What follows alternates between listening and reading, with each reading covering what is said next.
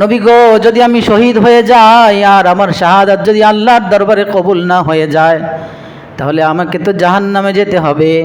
ইয়া রাসূলুল্লাহ, শেষ মুহূর্তে আমি আপনার শরীর মুবারকের সাথে আমার ঠোঁট, আমার চেহারা, আমার শরীরটা লাগাইলাম। যদি আমার জন্য আল্লাহ রাব্বুল আলামিন জাহান্নামের ঠিকানা লেখা দেন, আল্লাহকে বলবো, আল্লাহ, ও আল্লাহ, আমার জীবনের শেষ সময়টুকু আপনার হাবিব মুহাম্মদুর রাসূলুল্লাহ সাল্লাল্লাহু আলাইহি ওয়াসাল্লামের দেহ মোবারকের সাথে আমার দেহটা লাগিয়ে এসেছি। এই উসিলায় হলেও আমাকে ক্ষমা করে দিন, এই উসিলায় হলেও আমাকে জান্নাতে ঢুকাইয়া দিন। وأشهد أن لا إله إلا الله وحده لا شريك له وأشهد أن سيدنا وسندنا وحبيبنا وحبيب ربنا وطبيبنا وطبيب قلوبنا ومولانا وأولانا محمدا عبده ورسوله أرسله بالحق بشيرا ونذيرا وداعيا إلى الله بإذنه وسراجا وقمرا منيرا. أما بعد فأعوذ بالله من الشيطان الرجيم. بسم الله الرحمن الرحيم. ما كان محمد أبا أحد من رجالكم ولكن رسول الله وخاتم النبيين وكان الله بكل شيء عليما. وقال رسول الله صلى الله عليه وسلم: أنا خاتم النبيين لا نبي بعده، أو كما قال عليه الصلاة والسلام. محبتের সাথে পড়ুন, আল্লাহুম্মা সাল্লি আলা মুহাম্মাদিন ওয়া আলা আলি মুহাম্মাদ কামা সাল্লাইতা আলা ইব্রাহিম ওয়া আলা আলি ইব্রাহিম إنك حميد مجيد. اللهم بارك على محمد وعلى آل محمد كما باركت على إبراهيم وعلى آل إبراهيم إنك حميد مجيد. আলহামদুলিল্লাহ সুম্মা আলহামদুলিল্লাহ। মহান রব্বুল আলামিনের দরবারে আলিশানে অসংখ্য গণিত শুকর ও সুজুদ, যিনি আমাদেরকে তার ঘরে আসার বসার তৌফিক দিয়েছেন। শুকরিয়া তান পড়ুন আলহামদুলিল্লাহ।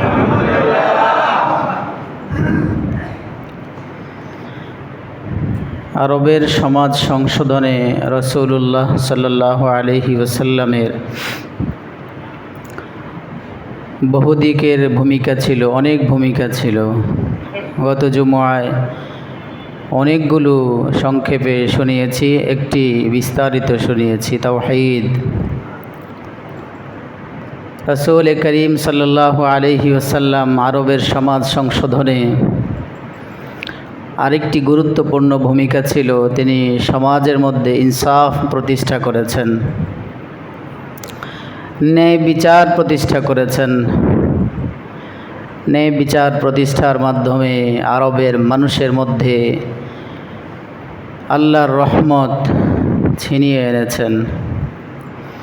আবু সাঈদ আল খুদরি রাদিয়াল্লাহু তাআলা আনহু বলেন, বাইনামা নাহনু ইনদা রাসূলিল্লাহি সাল্লাল্লাহু আলাইহি ওয়াসাল্লাম, একবার আমরা সাহাবাই کرام প্রিয় নবীজি সাল্লাল্লাহু আলাইহি ওয়াসাল্লামের দরবারে হাজির ছিলাম। তখন তিনি ওহু ইয়াকসিমু কিসমান, গনিমতের মাল বন্টন করতেছিলেন।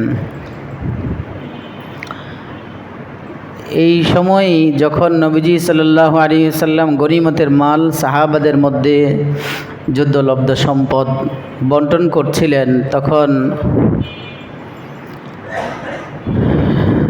আতাহু যুল খুয়াইসরা ওয়া হুয়া রাজুলুম মিন বানি তামিম, বনু তামিম গোত্রের একটা খবিস লোক ছিল, এর নাম ছিল যুল খুয়াইসরা। এই লোকটা আইসা রাসূলুল্লাহ সাল্লাল্লাহু আলাইহি ওয়াসাল্লামের শানে বেয়াদবি করে বলে, ইদিল ইয়া রাসূলুল্লাহ। লোকটা এসে বলে, ইয়া রাসূলুল্লাহ, আপনি ইনসাফ করেন। ইনসাফ শিখাইতে আইসে হুজুরে। হ্যাঁ, রাসূলুল্লাহ সাল্লাল্লাহু আলাইহি সাল্লামকে ইনসাফ শিখাইতে আসছে সে। এমন ইনসাফ শিখানেওয়ালা সমাজের মধ্যে আছে। হুজুর করে বিজ্ঞ ব্যক্তিদেরকে, আলেম ওলামাদেরকে ইনসাফ শিখায়, আছে না? হ্যাঁ, যারা ইনসাফের বাণী পড়তে পড়তে একটা যুগ কাটিয়ে দিয়েছে, তাদের ভেতরে আলহামদুলিল্লাহ সেই বিষয়টা বেশি থাকাটাই স্বাভাবিক। নবীজি সাল্লাল্লাহু আলাইহি সাল্লামকে যখন সে বলল, এই বেয়াদব আইসা যুল খুয়াইসরা, ইয়া রাসূলুল্লাহ ইদিল, ইনসাফ করেন, নবীজির চেহারা মুবারক লাল হয়ে গেছে। নবীজি রেগে গিয়ে বললেন, ওয়াইলাক, ধ্বংস হ তুই।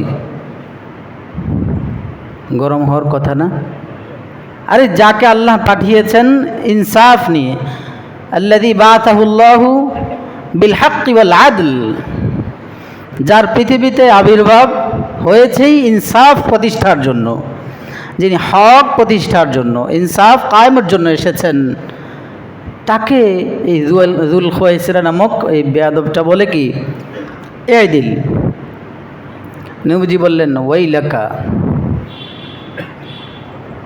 ওমান ইয়াদিলু ইযা লাম আ'দিল ক্বাদ খাবিতু ওয়া খাসিরতু ইযা লাম আ'দিল। আরে জালেম কোথাকার, আমি নবী যদি ইনসাফ না করি, সমাজের মধ্যে আমি নবী যদি ইনসাফ প্রতিষ্ঠা না করি, তার কে আছে ইনসাফ করবে, ইনসাফ দেখাবে, বল? আরে শোন, ক্বাদ খাবিতু ওয়া খাসিরতু, আমি নবী নিজেই নিষ্ফল হয়ে যাব, ধ্বংস হয়ে যাব, ক্ষতিগ্রস্ত হয়ে যাব। নাউজুবিল্লাহ। নবী, আমি খাসিরতু, আমি নিজেই তো ক্ষতিগ্রস্ত হয়ে যাব যদি আমি ইনসাফ না করি। ওমরে ফারুক রাদিয়াল্লাহু তাআলা আনহু ছিলেন পাশে। ইয়া রাসূলুল্লাহ ইযান লি ফি হাযা ফাআদরিবু উনুকাহু ক্বালা ফাদাহু ক্বালা দাহু। ওমর রাদিয়াল্লাহু আনহু বলেন, রাসূলুল্লাহ, এই বেয়াদবটার ব্যাপারে শুধু অনুমতি চাই আপনার, শুধু একটু অনুমতি দেন, ওরে সাইজ করি। আদরিবু উনুকা, ওর গর্দান শরীর থেকে আলাদা করে দেই। নবী করিম সাল্লাল্লাহু আলাইহি সাল্লাম বলেন, বাস ছেড়ে দাও। এই হাদিস থেকে আমি যেটা বুঝাইতে চেয়েছিলাম, সমাজের অবস্থার পরিবর্তনের জন্য নবী করিম সাল্লাল্লাহু আলাইহি ওয়াসাল্লাম সমাজ সংশোধনের জন্য যে বিষয়টা গুরুত্বের সাথে দেখতেন, করতেন, সেটা হলো ইনসাফ প্রতিষ্ঠা করতেন তিনি। আরেকবার এই আবু সাইদ খুদরি রাদিয়াল্লাহু তাআলা আনহু রিওয়ায়াত করেন, বাইনা রাসূলুল্লাহ সাল্লাল্লাহু আলাইহি ওয়াসাল্লাম ইয়াকসিমু কাসমা। আরেকবার ঘটনা, নবী করিম সাল্লাল্লাহু আলাইহি ওয়াসাল্লাম তাও গনিমতের মাল বন্টন করতেছিলেন। আকবালা রাজুলুন ফাআকাব্বা আলাইহি, তো স্বাভাবিক কিছু বন্টন করতে গেলে কার আগে কে নিবে একটু, বা কার আগে কে না নিল, যখন লাইনে দাঁড়ায় নিতে থাকে সিস্টেম মতো, তখন একজন আরেকজনের গায়ে লাগা যায় না? তো এমনটাই সাহাবায়ে কেরামের মধ্যে একজনের সাথে একজন লেগে সামনে যিনি ছিলেন আকাব্বা আলাইহি, নবীজি সাল্লাল্লাহু আলাইহি সাল্লামের শরীর মুবারকের উপর গিয়ে উপর হয়ে পড়ছে। তো মাল বন্টন করতেছিলেন একটা ইনসাফের সাথে, কারো কম বেশি হয় কিনা খুব ধ্যান খেয়ালের সাথে নবীজি করতেছিলেন। এর মধ্যেই যখন লোকটা গিয়ে রাসূলুল্লাহ সাল্লাল্লাহু আলাইহি সাল্লামের শরীরের উপরে গিয়ে পড়ছে, নবীজির হাতে তখন ওই একটা খেজুরের ডাল ছিল। ফাতানাহু রাসূলুল্লাহ সাল্লাল্লাহু আলাইহি ওয়াসাল্লাম বিউরজুনিন কানা মাহু আও ক্বালা কানা ফি ইয়াদিহি। তো নবীজির হাতে খেজুরের একটা ডাল ছিল, কাজে ব্যবহার করতেছিলেন। তো নবীজিও ওই গায়ে পড়ার সাথে সাথে তাকে খেজুরের ঢাল দিয়ে একটু আদরের প্রহার করলেন, আঘাত। আদর করে, তুই কী করতেছিলি এভাবে বলি না আমরা, আরে তুমি খেয়াল করো না, দেখো না। এতটুকুই করার সাথে সাথে নবী করিম সাল্লাল্লাহু আলাইহি সাল্লাম বলে ফেললেন, ভাই ফাস্তাকিদ, তাল ফাস্তাকিদ, আসো, আমি একটা কাজ করে ফেলেছি, এটা করা, তুমি আমার থেকে প্রতিশোধ নিয়ে নাও, ধরো এই লাঠিটা নাও, এটা দিয়ে আমাকে একটা আঘাত করো। আহা, কে বলেন তিনি? প্রিয় নবী সাল্লাল্লাহু আলাইহি ওয়াসাল্লাম। ইনসাফ কিভাবে করতে হয় দুল খুয়াইসের এখান থেকে দেখা দরকার। যে জালেম এসে বলছিল, হুজুর ইনসাফ করেন, এই ঘটনা থেকে রাসূল সাল্লাল্লাহু আলাইহি সাল্লাম যখনই ওই সাহাবীকে বললেন যে তুমি আসো, ফাস্তাকিদ, আমার কাছ থেকে তুমি প্রতিশোধ নাও, কারণ তুমি যদি আমার থেকে প্রতিশোধ না নাও তাহলে জুলুম হয়ে যাবে, অন্যায় অবিচার হবে, আর মানুষ বুঝবে যে নেতা মনে হয় প্রজাদেরকে প্রহার করতে পারে, এটা মনে বৈধ আছে, এমনটা বুঝে ফেলবে। তুমি আসো, লাঠিটা নাও, আমাকে আঘাত করো, প্রতিশোধ নিয়ে নাও।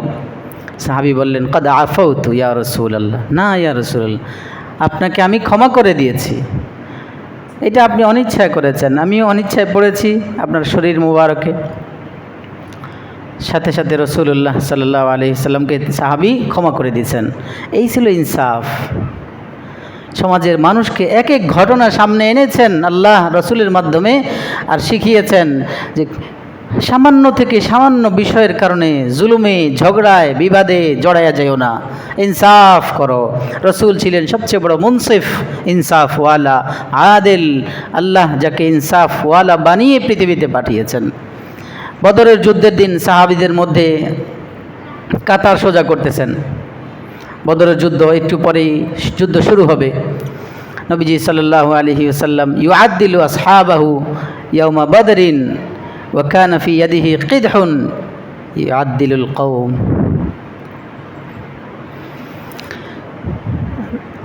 সাহাবাদের সবার কাতার সোজা করে দাঁড়িয়েছেন সাহাবারা, নবীজিও কাতার সোজা করতেছিলেন। তো কাতার সোজা করতে গিয়ে নবীজির হাতে একটা লাঠি ছিল, একটা লাঠি নবীজির হাতে ছিল। নবীজি সবাইকে কাতার সোজা করাচ্ছেন, যুদ্ধ শুরু হবে। তো এক সাহাবী ছিলেন সাওয়াদ, এটা সাওয়াদ না, সাওয়াদ বিন গাজিয়া রাদিয়াল্লাহু আনহু। ওই সাহাবী রসুল সাল্লাল্লাহু আলাইহি ওয়াসাল্লাম কাতার রসুল যে সোজা করতেছিলেন, ইনি রসুল সোজা করতে করতে করতে করতে সাওয়াদ বিন গাজিয়ার সামনে বরাবর আসছেন। আইসা দেখে সাওয়াদের পা সামনে আগানো, কাতার থেকে হালকা অগ্রসর হয়ে আছেন। তো নবীজি হাতে লাঠি ছিল, ওইটা দিয়েই খোঁচা মেরে, আদর করে খোঁচা মেরে বললেন, সাওয়াদ কাতার সোজা করো। এতটুকুই বলছেন। বলার সাথে সাথেই সাওয়াদ বিন গাজিয়া রাদিয়াল্লাহু আনহু বললেন, ইয়া রাসূলুল্লাহ কদ বাআসাকাল্লাহু বিল হাক্কি ওয়াল আদল। ইয়া রাসূলুল্লাহ, আল্লাহ আপনাকে পৃথিবীতে পাঠিয়েছেন ইনসাফ ও ন্যায়ের সাথে। ইনসাফ করার জন্য আল্লাহ আপনাকে পৃথিবীতে পাঠিয়েছেন। আপনি আমাকে আঘাত করেছেন, আপনি লাঠি দিয়ে আমাকে খোঁচা দিয়েছেন, কেন? আপনি কেন আমাকে আঘাত করেছেন? আল্লাহ তো আপনাকে হকের সাথে, ইনসাফের সাথে পৃথিবীতে পাঠিয়েছেন। আওয়াজাতানি, প্রশ্ন ছেড়ে দিলেন, আপনি আমাকে খোঁচা দিলেন, আঘাত করলেন। নবীজি সাল্লাল্লাহু আলাইহি ওয়াসাল্লামকে এই সাহাবী যখনই বলছেন, আকাদ ওয়াজাতানি, আপনি আমাকে খোঁচা দিয়েছেন, এখন আমার আপনার কাছে দাবি হলো আপনি আমাকে অনুমতি দেন, আমি আপনার থেকে প্রতিশোধ নেই। সাহাবী রসুলকে বলতেছেন, এর প্রতিশোধ নিতে হবে, আপনি আমাকে অনুমতি দেন, আমি আপনার থেকে বদলা নেই। রসুল করিম সাল্লাল্লাহু আলাইহি ওয়াসাল্লাম সাথে সাথে পেট মোবারক থেকে কাপড় উঠিয়ে দিয়ে বললেন, ঠিক আছে, নাও, প্রতিশোধ গ্রহণ করো। এতটুকু বলতেই ওই সাহাবী রসুল সাল্লাল্লাহু আলাইহি ওয়াসাল্লাম নবীজিকে আইসা এভাবে জড়ায় ধরছেন, জড়ায় ধরেই এবার পেট মোবারকে চুমু খাইতে লাগলেন। চুমু খাইতে খাইতে এক পর্যায়ে একটা লম্বা সময় রসুল সাল্লাল্লাহু আলাইহি ওয়াসাল্লামকে জড়ায় ধরে রাখলেন। নবীজি তাকে সুযোগ দিয়েছেন ইনসাফের জন্য, সে তাকে চুমু খাচ্ছে। বলছে, রাসূলুল্লাহ আমি আপনার থেকে ইনসাফের জন্য, আমি আপনার থেকে প্রতিশোধ নিতে চাই। বলেছে ইনসাফ প্রতিশোধ নিবে, কিন্তু এখন দেখা যায় রাসূলুল্লাহকে জড়িয়ে ধরে চুমু খাচ্ছে। বিষয়টা ব্যবধান হয়ে গেল না? রাসূল করিম সাল্লাল্লাহু আলাইহি ওয়াসাল্লাম বললেন, ও সওয়াদ মা হামালাকা আলা হাদা ইয়া সওয়াদ, ও সওয়াদ কোন জিনিস তোমাকে এই কাজে উদ্বুদ্ধ করেছে? তুমি বলেছো ইনসাফের জন্য আমি তোমাকে আঘাত করেছি, তাই তুমি আঘাত করবা। এখন দেখি তোমার বিষয়টা আলাদা, তুমি আমাকে চুমু খাইতেছ, কারণ কি? মা হামালাকা আলা হাদা ইয়া সওয়াদ, ও সওয়াদ তুমি এখন কেন আমাকে চুমু খাইতেছ? হযরতে সওয়াদ বলেন, ইয়া রাসূলুল্লাহ আপনি দেখতেছেন বিষয়টা একটু পরেই যুদ্ধের ময়দানে যুদ্ধ শুরু হয়ে যাবে, বদরের যুদ্ধ শুরু হয়ে যাবে। আর এই যুদ্ধের মধ্যে কেউ শহীদ হবে, কেউ গাজী হবে। যদি আল্লাহ আমার কপালে শাহাদাত লিখে রাখেন তাহলে আমিও তো শহীদ হয়ে যাব। নবী গো, যদি আমি শহীদ হয়ে যাই আর আমার শাহাদাত যদি আল্লাহর দরবারে কবুল না হয়ে যায় তাহলে আমাকে তো জাহান্নামে যেতে হবে। ইয়া রাসূলুল্লাহ শেষ মুহূর্তে আমি আপনার শরীর মুবারকের সাথে আমার ঠোঁট, আমার চেহারা, আমার শরীরটা লাগাইলাম। যদি আমার জন্য আল্লাহ রাব্বুল আলামিন জাহান্নামের ঠিকানা লেখা দেন, আল্লাহকে বলবো, আল্লাহ ও আল্লাহ আমার জীবনের শেষ সময়টুকু আপনার হাবিব মুহাম্মদুর রাসূলুল্লাহ সাল্লাল্লাহু আলাইহি ওয়াসাল্লামের দেহ মোবারকের সাথে আমার দেহটা লাগিয়ে এসেছি, এই উসিলায় হলেও আমাকে ক্ষমা করে দিন, এই উসিলায় হলেও আমাকে জান্নাতে ঢুকাইয়া দিন। মজা করে খোঁচা দিয়েছেন, কিন্তু এটাও সাহাবী রাসূল দেখিয়েছেন বাহ্যিকভাবে। ইন্নামা আরাদতু হাদা ইয়া রাসূলুল্লাহ, বলেন ইয়া রাসূলুল্লাহ আমার উদ্দেশ্য আপনার থেকে প্রতিশোধ গ্রহণ করা না। আমি জানি আপনি সবচেয়ে বড় ইনসাফওয়ালা, সমাজে ইনসাফ প্রতিষ্ঠা করার সবচেয়ে বড় কারিগর আপনি, আপনি ইনসাফ শিখান। আপনি কিভাবে আবার আমার উপর আঘাত করবেন? কিন্তু আমি কিভাবে আপনার থেকে আপনার শরীরের সাথে আমার শরীরটা লাগাবো একটা কৌশল অবলম্বন করেছি। আপনার শরীরের সাথে আমার শরীরটা লাগিয়ে আল্লাহর কাছে ওসিলা গ্রহণের জন্য আমি এই অবস্থা অবলম্বন করেছি। হযরত উসাইদ বিন হুদায়র রাদিয়াল্লাহু তাআলা আনহু, উসাইদ বিন হুদায়র রাদিয়াল্লাহু তাআলা আনহু আনসারী সাহাবী ছিলেন। তিনি অনেক মজাদার একজন সাহাবী ছিলেন। বিভিন্ন সময় হাসি মজা করে জায়েজ পন্থায় রসিকতা করে সাহাবাদেরকে হাসাইতেন। এমনকি খোদ রাসূলুল্লাহ সাল্লাল্লাহু আলাইহি সাল্লামকেও বিভিন্ন কথা বলে হাসাইতেন। খুব আদরের সাহাবী ছিলেন রাসূল কারীমের সাল্লাল্লাহু আলাইহি। তো উসাইদ বিন হুদায়র রাদিয়াল্লাহু তাআলা আনহু একবার কানা ইউহাদ্দিসুল কওম, অন্যান্য মানুষকে নিয়ে তিনি কথাবার্তা বলতেছেন। ওয়া কানা ফীহি মিজাহুন ইউদহিকুহুম বাইনা ইউদহিকুহুম।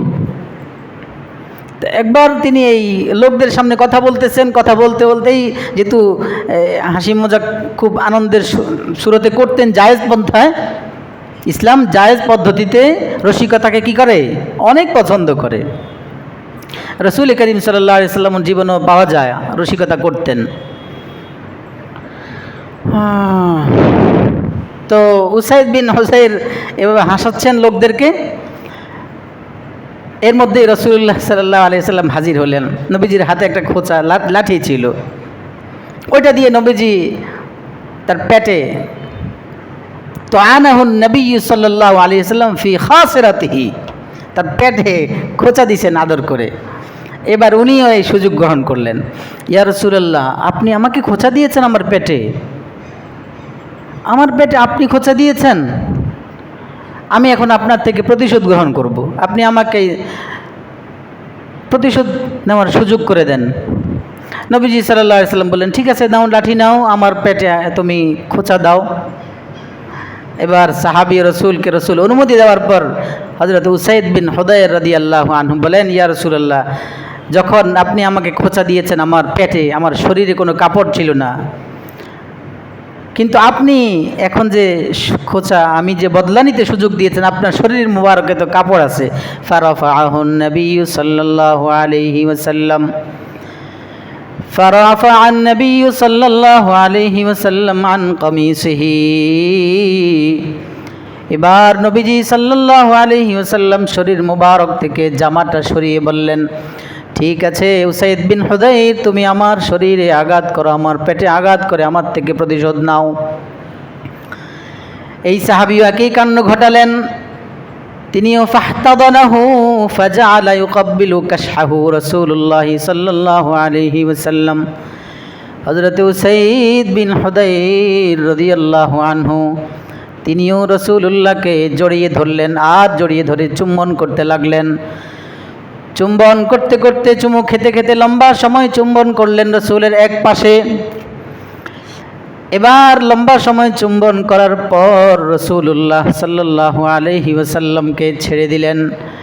এবার রাসূল সাল্লাল্লাহু আলাইহি ওয়াসাল্লামকে বললেন, ইয়া রাসূলুল্লাহ, ইয়া হাবিবাল্লাহ, আমার ওইটা উদ্দেশ্য ছিল না আমি আপনার থেকে প্রতিশোধ গ্রহণ করব।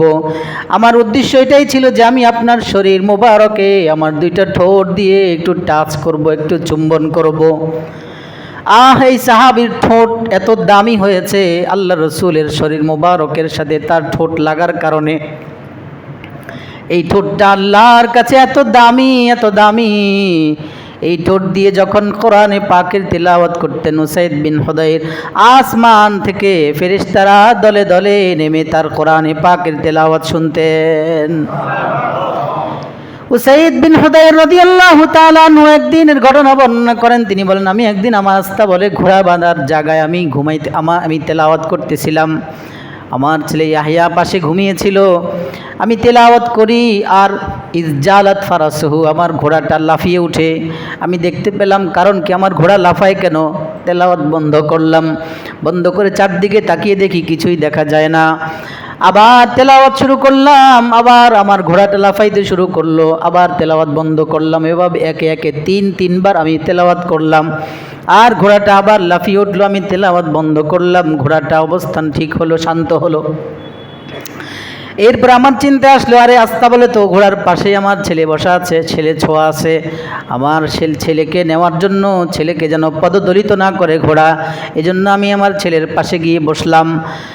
হঠাৎ আমি উপরের দিকে তাকায় দেখি আসমানের থেকে একটা সামিয়ানার মতো কি জানি আমার মাথার উপরে ছায়া দিয়ে আছে, আর ওই সামিয়ানার মধ্যে অনেকগুলো প্রদীপ আলো দিতেছে, অনেকগুলো প্রদীপের ন্যায় কি জানি আলো দিতেছে। তিনি বলেন, একটু পরে আমি দেখি ওই আলোটা আবার উপরের দিকে, শূন্যের দিকে, উপরের দিকে উঠে যায়। যাইতে যাইতে অনেক দূর চলে গেছে, আমার চোখের আড়াল হয়ে গেছে। সকালবেলা আমি নবী সাল্লাল্লাহু আলাইহি ওয়াসাল্লামের কাছে আসলাম। সকালবেলা এসে বললাম, ইয়া রাসূলুল্লাহ, ইয়া হাবিবাল্লাহ, এই ঘটনা সকাল রাতের বেলা আমার সাথে হয়েছে, এই ঘটনা আমার সাথে ঘটেছে। আল্লাহর হাবিব বললেন, ও সাইদ, জানো না এরা কারা? তিলকাল মালাইকাতু দানাত লিসাউতিকা, তিলকাল মালাইকাতু দানাত লিসাউতিকা, লাউ ক্বারা'তা লা আসবাহাত লাউ ইয়ালামু, লাউ ক্বারা'তা লা আসবাহাত ইয়ালামুন নাস ইয়ানজুরুন নাসু ইলাইহা। ও সাইদ, তুমি জানো না এই যে ছায়া দেখেছো, এই যে প্রদীপ দেখেছো, এরা কারা? এরা ফেরেশতা। তারা এসেছেন তোমার কালামে পাকের তেলাওয়াত শোনার জন্য। তোমার কণ্ঠে তেলাওয়াত শুনে তারা মজা পেয়েছে। তোমার তেলাওয়াত শোনার জন্য আসমান থেকে সারি সারি দলবদ্ধভাবে তারা এসেছেন। ও সাইদ, তুমি যদি সকাল পর্যন্ত তেলাওয়াত করতে থাকতা, তাহলে সকাল পর্যন্ত তারা তেলাওয়াত শুনতেই থাকতো, তারা যাইতো না, এবং মানুষরাও তাদেরকে দেখতে পেত। তারা মানুষের চোখ থেকে, দৃষ্টি থেকে আড়াল হতে পারত না। তাহলে রসুল সাল্লাল্লাহু আলাইহি ওয়াসাল্লাম ইনসাফ করেছেন যে এই দুই একটা হাদিস থেকে আপনারা কি বুঝেছেন? সর্বোচ্চ ইনসাফওয়ালা ছিলেন কিনা? এই ইনসাফ যদি আমাদের সমাজে প্রতিষ্ঠা হয়, ইনসাফের মুআমালা যদি আমরা করি, একে অপরের সাথে যদি সর্বক্ষেত্রে ইনসাফ দেখি, জুলুম না হয়, অত্যাচার অনাচার না হয়, ইনশাআল্লাহ সমাজে শান্তি শৃঙ্খলা ফিরে আসবে, সমাজে বরকত আসবে, বরকত হবে, রহমত হবে। আর যদি বেইনসাফি জুলুমের আচরণ হয়, তো ওই সমাজ আপনি যতই চেষ্টা করেন বিভিন্ন কলা কৌশলে সংশোধনের জন্য, কখনোই আপনার সমাজে সংশোধন ফিরে আসবে না, সমাজের শৃঙ্খলা, রহমত, বরকত ফিরে আসবে না, যতক্ষণ পর্যন্ত প্রিয় নবী মুহাম্মদুর রাসূলুল্লাহ সাল্লাল্লাহু আলাইহি ওয়াসাল্লামের বাতলানো সেই পথ ও পদ্ধতি আমরা সমাজে বাস্তবায়ন না করি। রাসূল করিম সাল্লাল্লাহু আলাইহি ওয়াসাল্লাম সমাজ সংশোধনে অনেক ভূমিকা রেখেছেন। গত জুমায় অনেকগুলো শুনিয়েছি, একটা তো বিস্তারিত বলেছি। আরেকটা বিষয় ছিল রাসূল করিম সাল্লাল্লাহু আলাইহি ওয়াসাল্লামের সমাজ থেকে বড়ত্ব, তাকাব্বুরি, অহংকারী, বেড়াগিরি, ওই গোত্রের তাকাব্বুরি, সমাজের তাকাব্বুরি, হেডম, নেতাগিরি, এগুলো সব দূর করেছেন। নবীজি ইসলামের সূচনা লগ্ন থেকেই, শুরু থেকেই সেই ভাষণ দিয়েছেন। এই ভাষণটা এখন যেটা শুনেছি এটা ফাতহে মক্কার, একেবারে বিজয় যখন হয়েছে, স্বাভাবিকভাবে যখন বিজয় লাভ করে তখন মানুষ একটু উচ্ছৃঙ্খল হয়ে যায়, রশি ছেড়ে দেয়, মনে করে যে এখন তো আমাদের বিজয়, এখন ন্যায় অন্যায় করতে দ্বিধাবোধ করে না। তখনই ওই সময় রাসূলুল্লাহ সাল্লাল্লাহু আলাইহি সাল্লাম ভাষণ দিয়ে বললেন, খবরদার, খাতাবান নাস ইয়াউমে ফাতহে মক্কা, খাতাবান নাস ইয়াউমা ফাতহে মক্কাতা, খাতাবা রাসূলুল্লাহ সাল্লাল্লাহু আলাইহি ওয়াসাল্লাম আন-নাস ইয়াউমা ফাতহে মক্কাতা। মক্কা বিজয়ের দিন রাসূল করিম সাল্লাল্লাহু আলাইহি ওয়াসাল্লাম উপস্থিত লোকদের সামনে উদ্দেশ্য করে ভাষণ দিলেন। ওই ভাষণের মধ্যে প্রথম যেই কথা ছিল রাসূলের, ইয়া আইয়ুহান নাস ইন্নাল্লাহা ক্বাদ আযহাবা আনকুম উব্বিয়াতাল জাহিলিয়াতি ওয়া তাআযুমাহা। ও সাহাবারা আমার, শোনো, মন খুলে শোনো, কান খুলে শোনো, এতদিন যে তোমাদের মধ্যে, আরবদের মধ্যে, বেদিনদের মধ্যে, জাহিলি যুগের মধ্যে, জাহিলি যুগের লোকদের মধ্যে যে অহংকারী একটা জিনিস ছিল, দম্ভ, গর্ব, আর পূর্বপুরুষদের গৌরব নিয়ে গাথা, গৌরব গাথা যে একটা বিষয় ছিল, আমি অমুক গোত্রের, আমি পাঠান গোত্রের, আমি চৌধুরী গোত্রের, আমি জমিদার গোত্রের, এই সব গৌরব গাথা, পূর্বপুরুষদের গৌরব গাথা এবং গর্ব অহংকার সব আল্লাহ বাতিল করে দিয়েছেন, সব দূর করে দিয়েছেন। এগুলো কিছুই আল্লাহ পছন্দ করেন না। শোনো আমার সাহাবারা, ফান্নাস রাজুলান, এখন থেকে মানুষ আল্লাহর কাছে দুই ধরনের লোক, একদল সোজা জান্নাতি আর একদল সোজা জাহান্নামী। এই দুই শ্রেণী ছাড়া আর সমাজে কোনো মানুষ থাকতে পারে না। রাসূল বলেন, দুই শ্রেণীর এক শ্রেণী হলো রজুলুন তাকিয়ুন, রজুলুন বাররুন তাকিয়ুন ওয়া ফাজিরুন, রজুলুন বাররুন তাকিয়ুন কারীমুন আলাল্লাহ, ওয়া রজুলুন শাকিয়ুন ফাজিরুন শাকিয়ুন হাইয়িনুন আলাল্লাহ। আল্লাহর হাবিব বলেন, মানুষ দুই ধরনের সমাজে থাকবে, দুই ধরনের। এক ধরনের মানুষ হবে বাররুন তাকিয়ুন, নেককার, পরহেজগার, এই লোকেরা কারিমুন আলাল্লাহ, এরা আল্লাহর কাছে প্রিয়, আল্লাহর কাছে অনেক সম্মানিত হয় এই দল। ওয়া শাকিয়ুন ওয়া ফাজিরুন শাকিয়ুন হাইয়িনুন আলাল্লাহ, আরেক দল হলো যারা হতভাগা, যারা পাপিষ্ঠ, ফাজির পাপিষ্ঠ, ও শাকিয়ুন হতভাগা, এই ধরনের লোকেরা হাইয়িনুন আলাল্লাহ, আল্লাহর দৃষ্টিতে নিকৃষ্ট, ঘৃণিত এবং নিচু পর্যায়ের। হয় মানুষ ডান দিকে থাকবে, না হলে বাম দিক থাকবে, হয় সে নেককার পরহেজগার হবে, আর না হলে পাপিষ্ঠ বদকার হবে। নেককার পরহেজগার হলে এই লোকেরা আল্লাহর কাছে অনেক দামি, আল্লাহর কাছে অনেক সম্মানিত। বদকার আর শাকি হতভাগা হলে আল্লাহর হাবিব বলেন হাইয়িনুন আলাল্লাহ, এরা সমাজের সবচেয়ে নিকৃষ্ট মানুষ, সমাজের সবচেয়ে ঘৃণিত মানুষ আল্লাহর দৃষ্টিতে। এজন্য রাসূল বলেন, শোনো, আমরা সবাই বনি আদম, আদমের সন্তান, মানুষ হিসাবে সবাই সমান। কারণ ইন্নাল্লাহা ক্বাদ খালাকা আদম মিন তুরাব, আল্লাহ আদমকে মাটি থেকে সৃষ্টি করেছেন।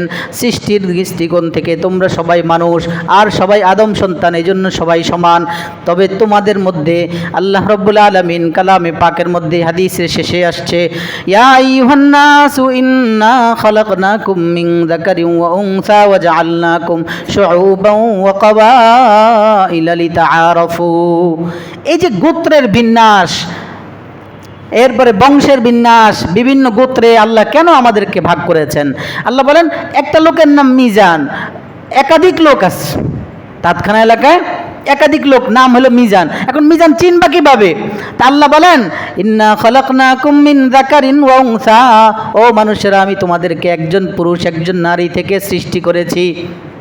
ওয়াজআলনাকুম শুউবান ওয়া কাবাইল, এবং বিভিন্ন বংশে আর বিভিন্ন গোত্রে তোমাদেরকে বিভক্ত করেছি। কেন জানোনি? লিতাআরাফু, যারা তোমরা মিজান ডাক দিলে কোনজন আসবে? আল্লাহর হাবিব আল্লাহ নিজেই বলেন লিতাআরাফু, যেন বলো মিজান পাঠান গোত্রের মিজান, চৌধুরী গোত্রের মিজান, হালাদার গোত্রের মিজান, জমিদার গোত্রে, এভাবে বিন্যস্ত করতে পারো, তোমরা একে অপরকে চিনতে পারো। এই চেনার জন্য আমি আল্লাহ বিভিন্ন বংশ আর বিভিন্ন গোত্রে বিন্যাস করেছি। ইন্না আকরামাকুম ইনদাল্লাহি আতকাকুম, খবরদার খবরদার, এই সমাজের মধ্যে একটা গৌরব, যেটা আল্লাহ বলেন এই গৌরব আমি বাতিল করে দিয়েছি, রাসূল বলেন আল্লাহ এটা বাতিল করে দিয়েছেন। আল্লাহর কাছে বড়কে মানদণ্ড হলো তাকওয়ার পরহেজগারি।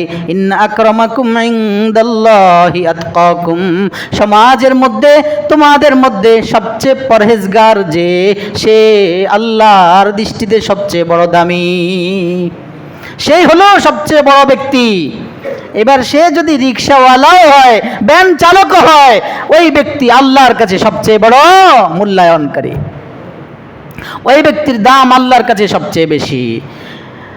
এই জন্যই অন্য হাদিসে রাসূল বলেন ইন্নাল্লাহা, আল্লাহর হাবিব বলেন আল্লাহ রাব্বুল আলামিন, আলা, ও আমার সাহাবারা শুনো, আল্লাহ রাব্বুল আলামিনের পক্ষ থেকে আমি তোমাদেরকে শোনাচ্ছি, লা ফাদলা লি আরাবিয়িন ওয়ালা লি আজামিয়িন, লা ফাদলা লি আরাবিয়িন আলা আজামিয়িন ওয়ালা লি আজামিয়িন আলা আরাবিয়িন ওয়ালা লি আহমারা আলা আসওয়াদা ওয়ালা লি আসওয়াদা আলা আহমারা।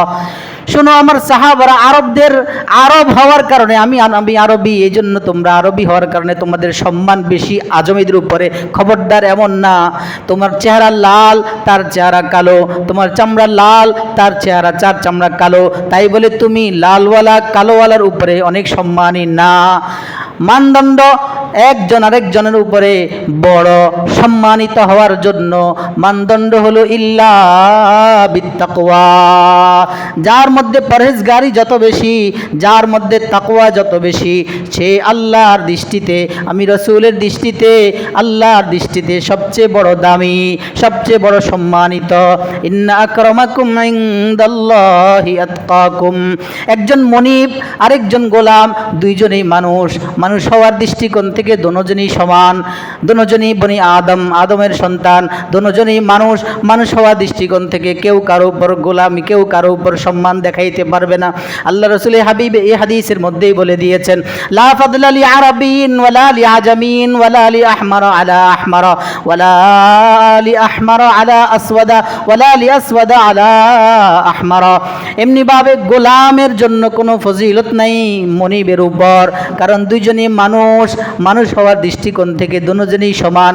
তবে ফজিলত হওয়ার জন্য মানদণ্ড হলো পরহেজগারি, মানদণ্ড হলো তাকওয়া, যার ভিতর আল্লাহ ভীতি, যার ভেতরে আল্লাহর ভয়, আল্লাহর মোহাব্বত যত বেশি, সে আল্লাহর কাছে তত বেশি দামি।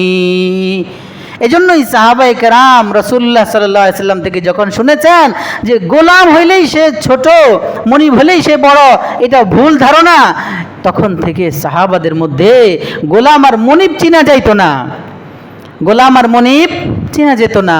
আর এখন আমাদের সমাজের চিত্র হলো, আমি ফ্যাক্টরির মালিক, এবার আমার কর্মচারী যা আছে ওগুলো সব তুই, সব নিচে, ওদের কোনো মূল্য নাই। আমি যেখানে বসি ওখানে বসলে ওরা যদি পাশে আসে তাহলে দাঁড়ায় থাকতে হবে, চেয়ার খালি থাকলে বসা যাবে না, সার সার করে কথা বলবে, একটা 20 বার সারই বলতে হবে।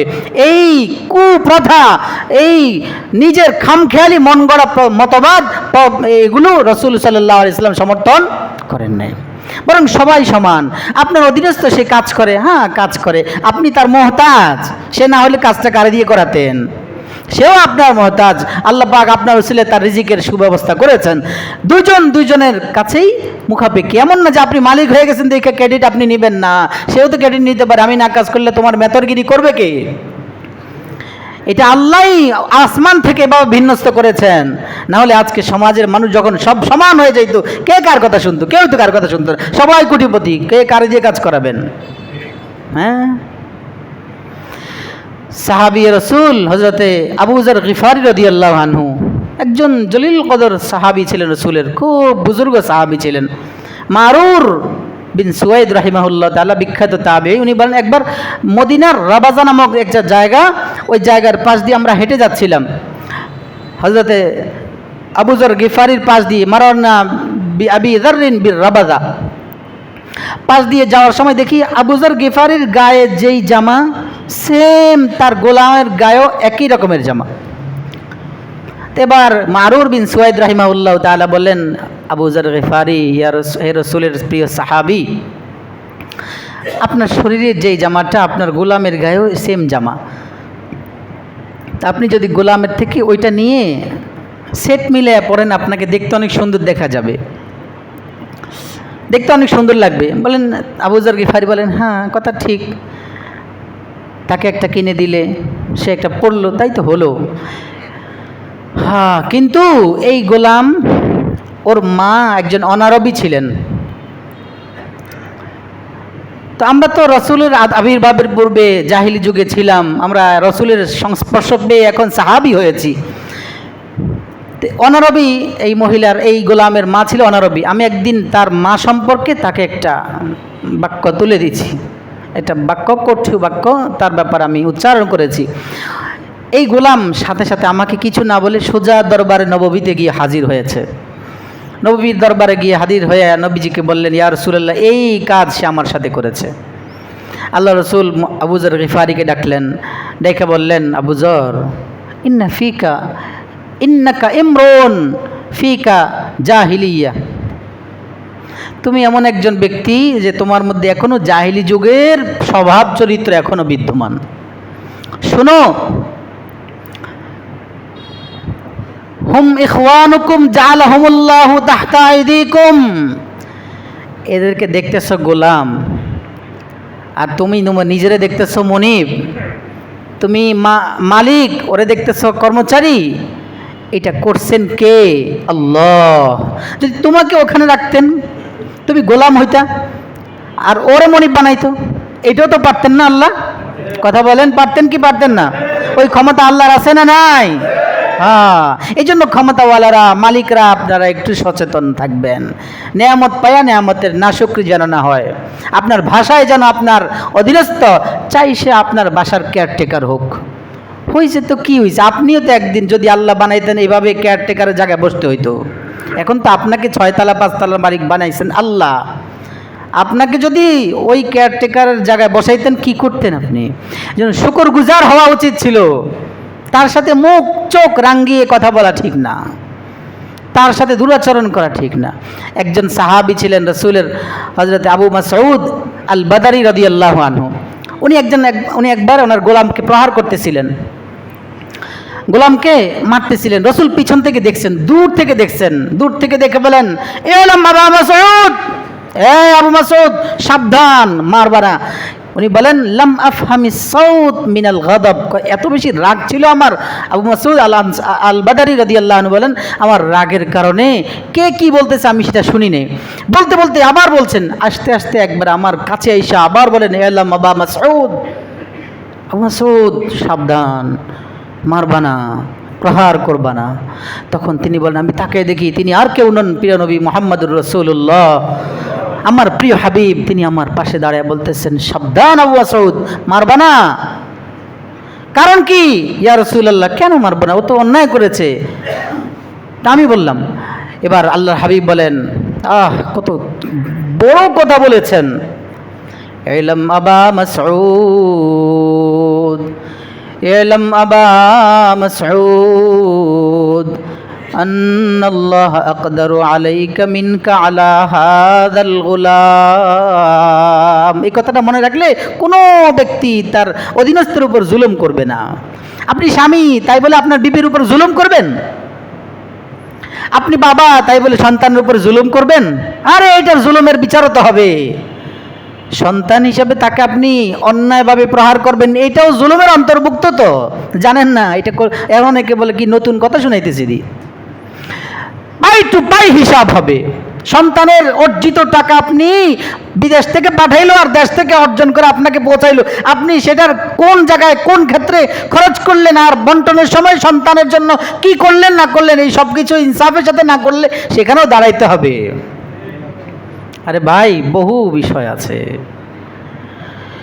ওফো, রসুল বলেন কি শুনেন, আন্নাল্লাহ আকদারু আলাইকা মিনকা আলা হাদাল গুলাম। আবু মাসউদ, তুমি মনে করো তুমি একটা ক্ষমতা পেয়ে গেছো, নতুন একটা ক্ষমতা পাইছো, আর ক্ষমতা পাইয়া ক্ষমতার অপব্যবহার গোলামের উপরে করতেছো। ও ক্ষমতার অপব্যবহারকারী ভাইয়েরা আমার, রসুলের এই কথা শুনেন। রসুল বলেন তুমি তোমার এই গোলামের উপরে যতটা ক্ষমতাবান, এর চাইতো কোটি কোটি অসংখ্য অগণিত গুণ ক্ষমতাবান আল্লাহ তোমার উপর ক্ষমতা রাখেন। বিচার হবে, বিচার হবে, বিচার হবে, হাসরের ময়দানে বিচার হবে। এজন্য জুলুম যেন না হয়। রাসূল সাল্লাল্লাহু আলাইহি ওয়াসাল্লাম সমাজ সংশোধনের অন্যতম ব্যবস্থা ছিল, বলছিলাম কি, সমাজে ইনসাফ প্রতিষ্ঠা করেছেন আর সমাজ থেকে বড়ত্ব দূর করেছেন। তো ওই যে সাহাবীর কথা শোনাইছিলাম, কোন সাহাবী জানি, আবু যর গিফারি রাদিয়াল্লাহু আনহুকে রাসূল বললেন, তোমার ভিতরে তো এখনো জাহিলি যুগের প্রথা রয়ে গেছে। জাহিলি যুগে মানুষ ওই অধীনস্থদেরকে তুই তঙ্গার করি কথা বলে, ওদেরকে মা মাসি বলে গালি দেয়, ওদেরকে হেনস্থা করে। তুমি যে এমনই করতেছ, শোনো, জালাহুমুল্লাহু তাহতা আইদিকুম, তাদেরকে তোমাদের অধীনস্থ করেছেন তো আল্লাহ। এরা তোমাদের ভাই, যদিও সে গোলাম, কিন্তু সে তোমার ভাই। তোমার ভাইয়ের সাথে তোমার যে আচরণ হবে, সেম আচরণ যেন তোমার গোলামের সাথে হয়। তুমি মালিক, তোমার কর্মচারীদের সাথে হয়। তুমি ফ্যাক্টরির মালিক, তোমার পুরো ফ্যাক্টরির অধীনস্থ যারা আছে তাদের সাথে যেন তোমার এমন আচরণ হয়। তুমি বাড়িওয়ালা, তোমার কেয়ারটেকারের সাথে যেন আচরণ এমন হয়। তুমি ঘরের মালিক কর্তা, তোমার বিবির সাথে যেন সুন্দর আচরণ হয়। ঘরের ঝাড়ুদাতা একজনকে রেখেছ, ওনার সাথে যেন দুর্ব্যবহার না হয়। ঘর পরিষ্কার করে দিতে আসছে একজন তোমার অধীনস্থ, তার সাথে যেন খারাপ ব্যবহার না হয়। ওর সাথে এমন আচরণই করো যেমন আচরণ তুমি তোমার ভাইয়ের সাথে, বোনের সাথে, আত্মীয়ের সাথে করো।